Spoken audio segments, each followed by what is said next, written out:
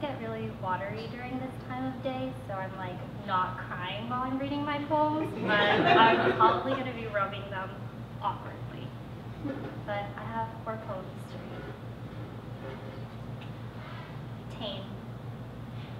The evenings were spent cutting out pairings found in old magazines, relationships between strangers meeting on the dark boardwalk, pale with expectation. By day, she tried to live resourcefully, so night became a luxury of objects. She spent long hours finding symmetry in the faces, but other than the occasional ruse of rotating lives, there was no balance between one side and the other. One eye staring directly at her, the second behind some pastoral kaleidoscope, switching periodically so that birds would always be left over and she would have an opportunity to run and scare them.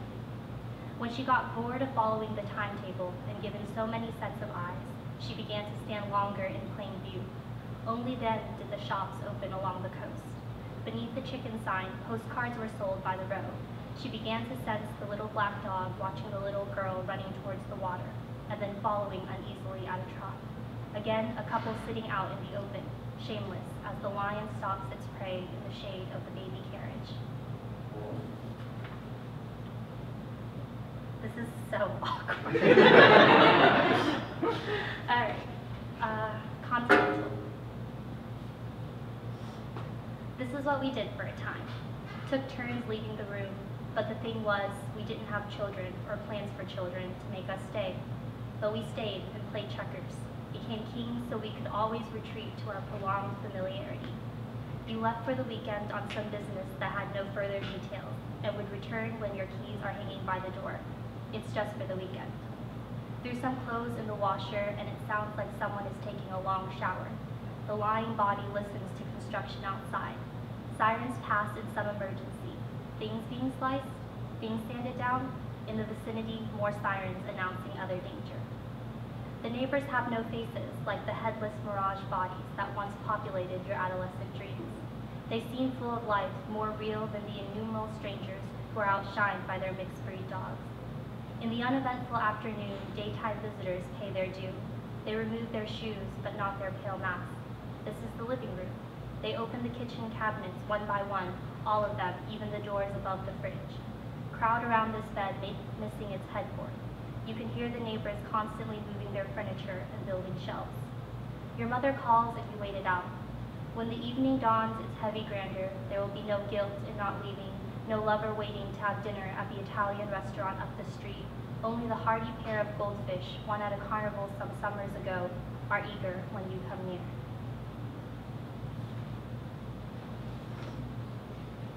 Saturday morning montage.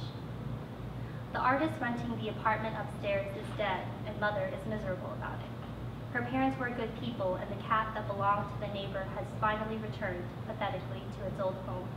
In the street, a man dumps his coffee straight into the sewage drain and kisses a woman he isn't married to, but he knows he loves her for sure, and the only thing to do is call Florida.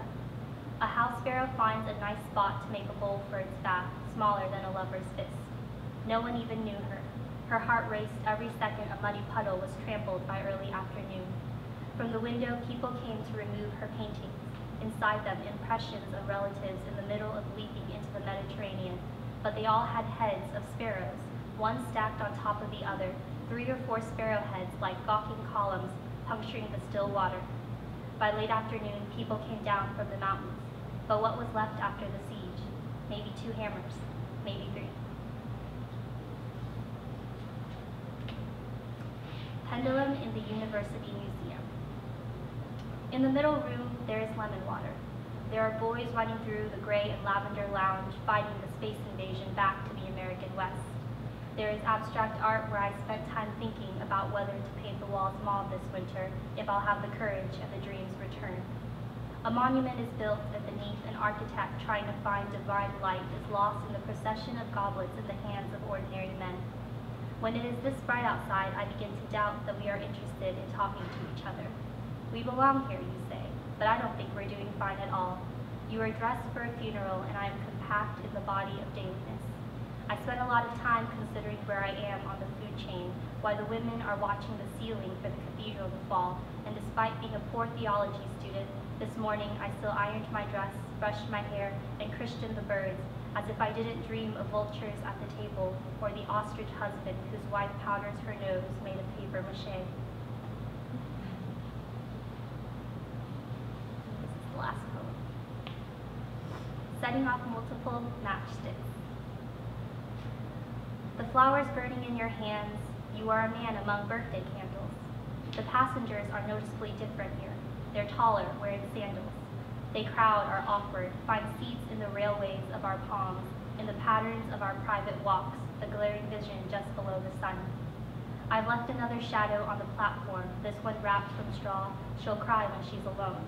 Crows come to rest on her shoulders, peck at her cheeks, and she'll cry with them. There are days when we met too soon, when the skin is bitter and I'm reminded of rusty bicycles chasing geckos across the roof of my mouth. The summer storm splinters from heaven above the window and heaven below.